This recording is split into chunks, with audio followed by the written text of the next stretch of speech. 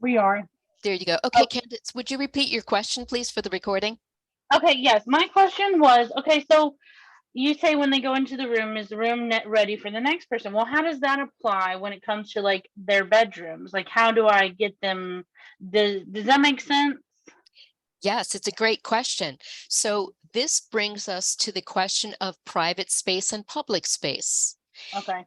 Is your child's bedroom their private space?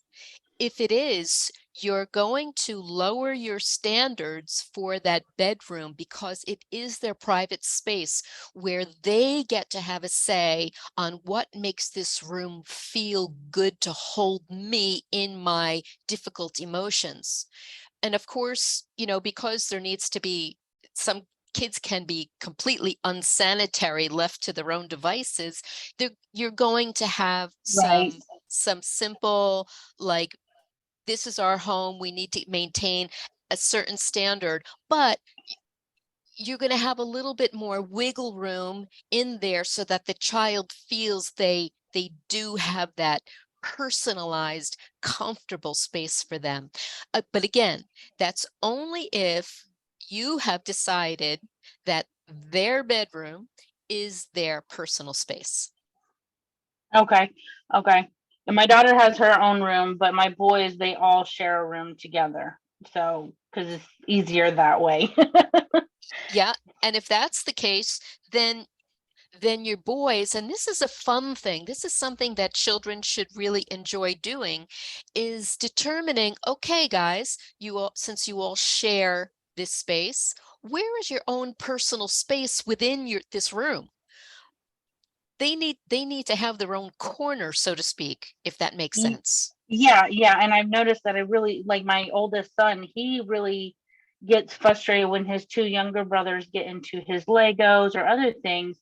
So when you brought about bringing up, having their own space, their own quiet place, I normally tell them, well, your space is on your bed. Well, his little brothers are learning to climb and everything like that. So that's becoming more and more difficult to keep them out of his space.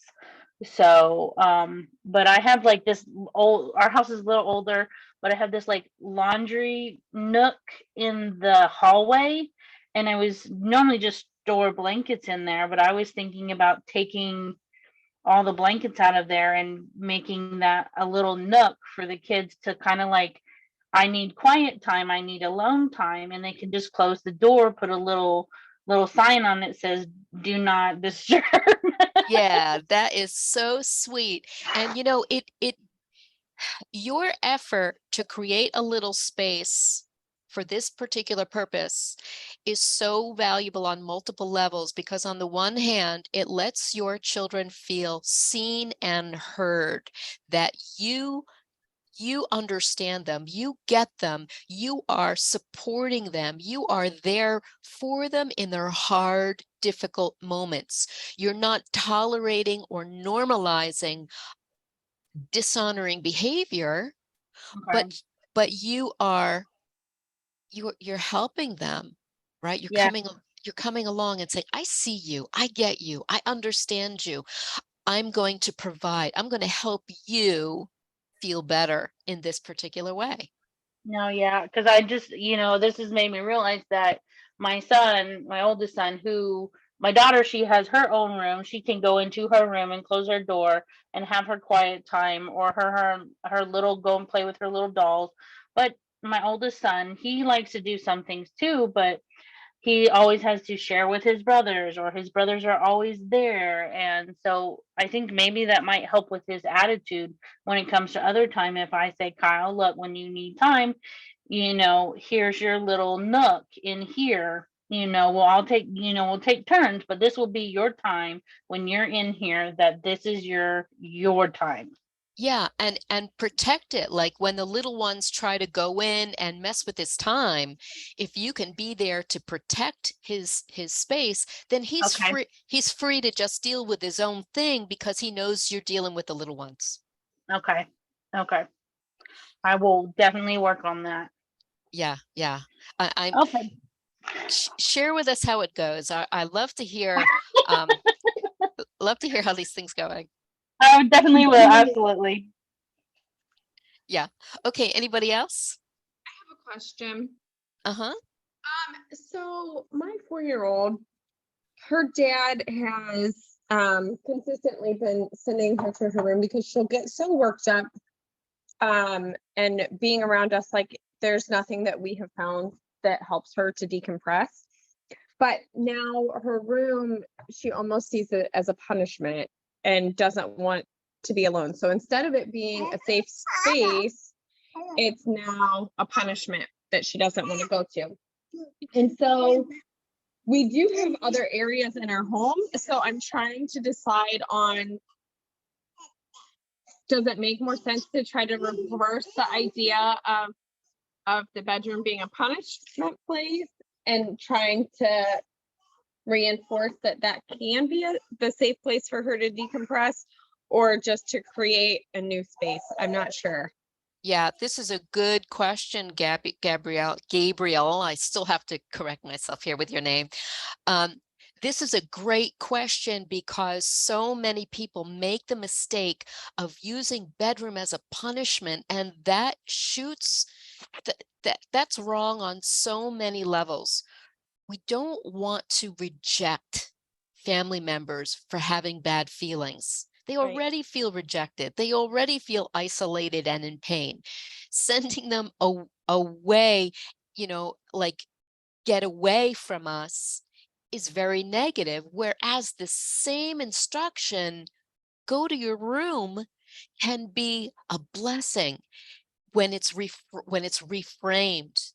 Hey, I see you're feeling uncomfortable. Would it help you to spend a little time alone by yourself to just breathe? And, like, again, they have to have the tools. If you send a child to isolation with no tools, it's no different than sending a person to jail who doesn't get rehabilitated.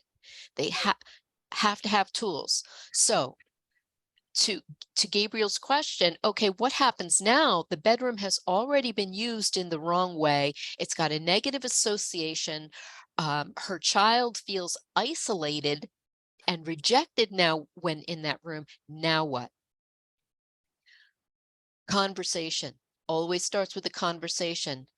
I realize that your bedroom doesn't feel like a safe place, a comfortable place, your space. I'm sorry. We need to change that. Would you like to change that? We want to get permission from our kids before we create change. They want to be heard. They want to have a voice. They're immature in their brains. They're impulsive. They're living in a storm within their brain, and they need our help to calm and soothe.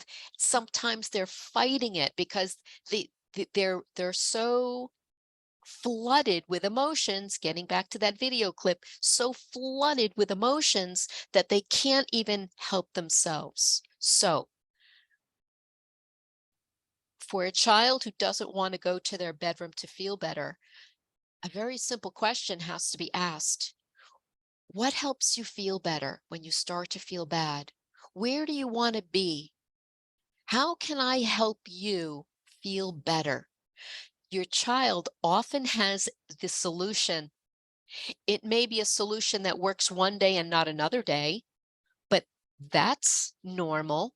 Don't we all have days where the thing that helped me yesterday does not help me today?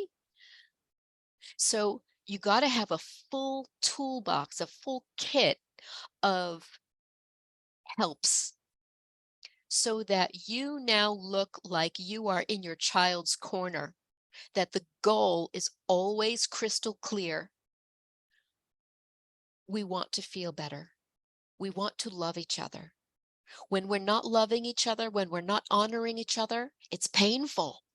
It's painful for not only me, it's painful for you. Remember, your child is motivated by pleasure seeking, and discomfort avoidant. Anything you say has got to come from the perspective, while they're little, of what's going to make you feel good, because that captures their attention.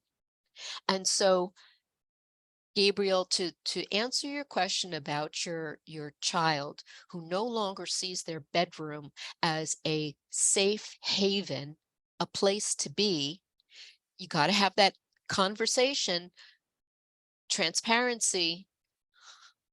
I realize that the bedroom is no longer a place where you feel comfortable.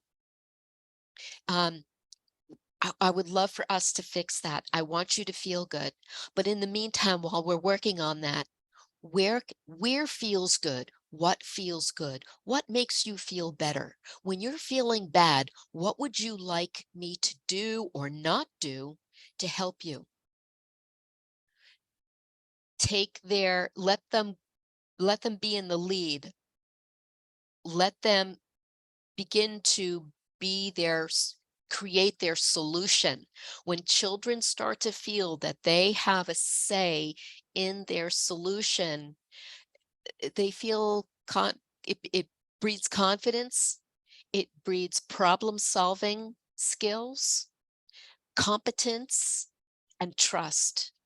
That's the direction we want to go in. If something is hindering that process, you got to do a deep dive, a really deep dive, and find out what other triggers are involved, right? There's something else at work.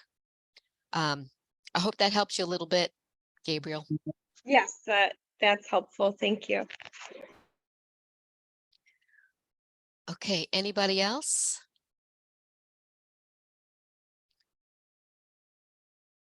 I'm looking.